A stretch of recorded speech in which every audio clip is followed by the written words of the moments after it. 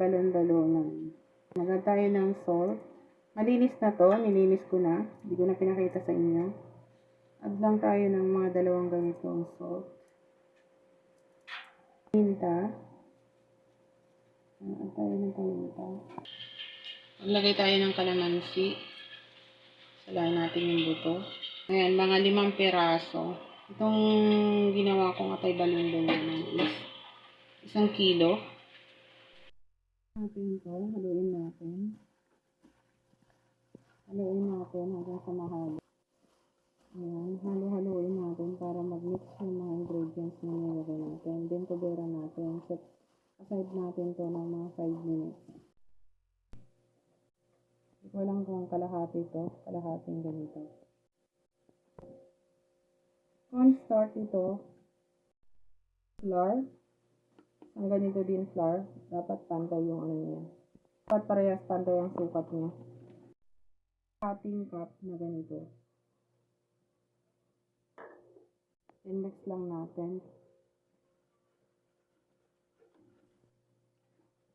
Kailangan yung pag-ano natin ng tubig is hindi siya ganun kalapot. Lang natin hanggang sa mahalo. Procedure na ginamit natin, halo lang natin dito. Lahat. Then mix natin. Haluin natin. Mantika. Ayan. Mainit na yan. Lagay na natin yan. Papansin natin kailangan mainit ang ating mantika. At ay balon-balonan ito. Kailangan mainit ang ating mantika. Ayan natin yung lahat. Balikan naman natin yung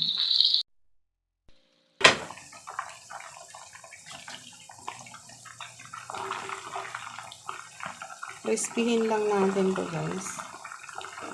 Crispyhin lang natin ito. At ay balon-balonan tong ginagawa ko. Gagawin natin. Crispy din natin to.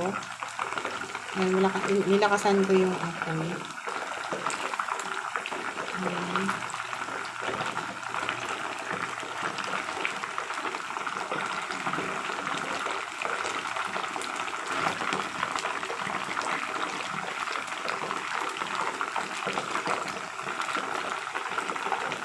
Try natin ito. Try natin.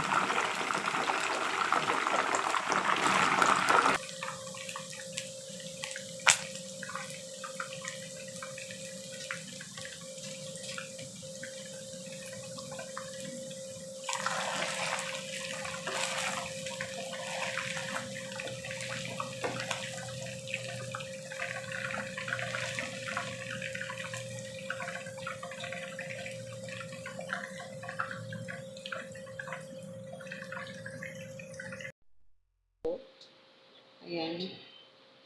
Ngayon, hindi ko lahat yan lalagyan ng sauce. Ayan. So, ngayon, kunin muna natin gagawin. Gamit ko kanina pinagprituhan. Maglagay tayo ng konting cooking oil. Ayan. Ito na rin, nagbawas lang ako ng mantika na ginamit ko. Ito pa rin yung pinagprituhan ko kanina. Then, mag-a-add na tayo ng butter. Ayan, butter. Kaya naglagay tayo ng mantika para hindi masunog yung butter na nilagay ko. Ito yung anuhan ko kanina. Then, ano lang natin until na mag-melt yung until na matunaw yung butter. Ayan. Ganyanin lang natin. Hanggang sa matunaw yung butter niya. So, ilagay na natin yung bawang. Ilagay na natin yung bawang. Ayan. Saute lang natin ito. Ayan. Saute na natin yan. So, mag-a-add na tayo ngayon ng pag nag-smell na aroma ng bawang, pwede na natin ilagay yung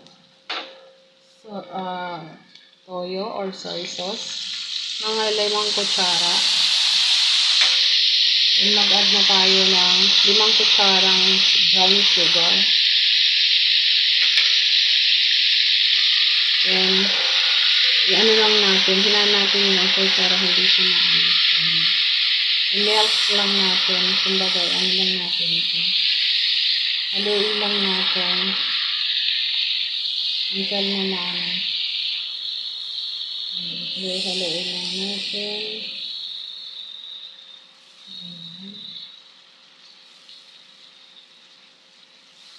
Then, mag-add lang tayo ng konting seasonings. Mag-add tayo ng konting seasonings.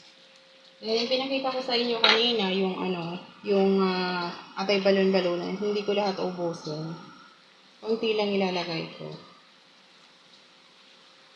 Kasi mas para may dalawa siyang meal. Isang fry at saka isang may sauce. Add na rin natin yung atay balon-balonan. Subukan po nyo guys, talagang sobra siya. Masarap. Para hindi lang tayo adobo. Sa atay balon-balonan. Ayan. Ano lang natin, halaloyin lang natin lahat. Ayan, kakaibang Ayan, yung aking kakaibang luto sa atay balon-balonan. Gawin niyo to guys sa atay balon-balonan. Magugustuhan ng pamilya niyo. Simple. Easy siyang gawin. Para maiba naman tayo ng luto. Ayan. Lagyan lang natin ng toppings. Wow. So, plating natin. Lagyan tayo ng toppings.